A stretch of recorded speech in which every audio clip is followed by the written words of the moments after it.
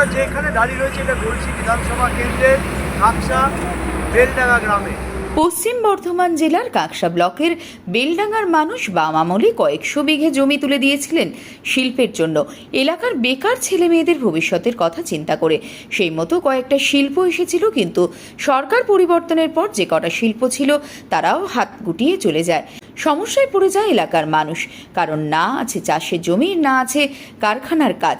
এলাকার মানুষের অভিযোগ, যে কটা শিল্প ছিল তৃণমূলের তোলাবাজি ও গুন্ডাবাজির কারণে সেটাও বন্ধ হয়ে যায়। রানিং হয়েছিল, কিন্তু এই তৃণমূলের তোলাবাজির জন্য হতে দেয়নি। এত তোলাবাজি সেই ধারণার বাইরে শিল্প হতে হতে সেটা আটকে ফেলে বন্ধ হয়ে যায়। চাষিরা সব বর্ষ হারিয়ে ফেলেছে। কাজ পাওয়ার জন্য একটা ভরসা ছিল মানুষের আশায় যে ফ্যাক্টরি আসবে, আমরা কাজ পাবো, সে কাজও পেল না। সে কাজও পেল না। কি দাবি রাখবেন নতুন সরকার আপনাদের সরকারের কাছে? আমাদের একটাই দাবি থাকবে, শিল্প আবার পুনরায় খোলা হোক, মানুষ কাজ পাক, আশেপাশে গ্রামের ছেলেরাও কাজ পাবে। অনেক বেকার ছেলে বসে আছে। কি না নেওয়া হয়েছিল সিপিএম আমল থেকে। সিপিএম আমল থেকে তখন সিপিএমের নেতারা সব বলেছিল আমাদের বাবাদের জেঠাদের যে এই জমি দাও, তোমাদের শিল্প হবে। তখন তাদের জমিও গেল, কাজও গেল, তারা চাষও করতে পারছে না।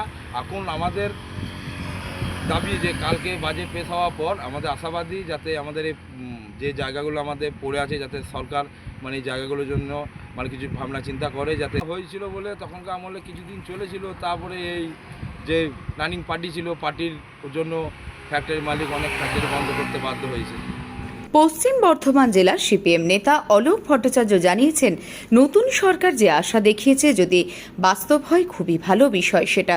সরকার আমলে কাকসা ব্লকেও অনেক জায়গায় এখনো কৃষকদের জমি নেওয়া আছে, কিন্তু সেই 15 বছরে, গত 15 বছরে নতুন শিল্প আর হয়নি। এখন নতুন যেগুলো হয়েছিল তার মধ্যে ইতিমধ্যে 15টা বন্ধ হয়ে গেছে, এবং তোলাবাজির কারণে বন্ধ হয়েছে এই কারখানাগুলো, অন্য কোনো কারণ নয়। তোলাবাজির কারণে বন্ধ হয়ে গেছে।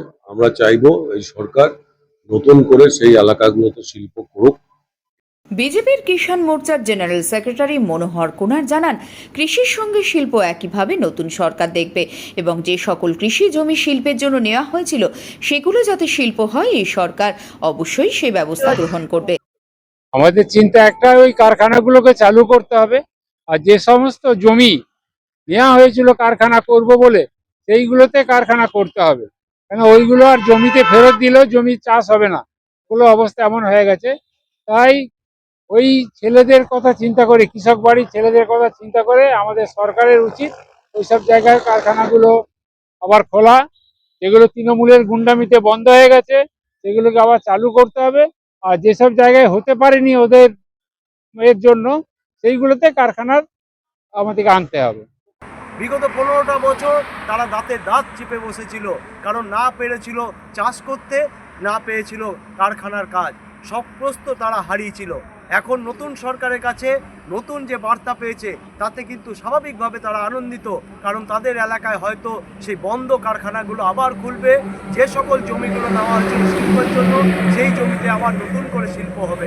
এখন দেখার বিষয়, নতুন করে শিল্প, নতুন করে কাজ কবে পাবে এই বেলডাঙ্গা গ্রামের মানুষ। পানাগড় থেকে সুভাষ দাস, সারা বাংলা দর্পণ।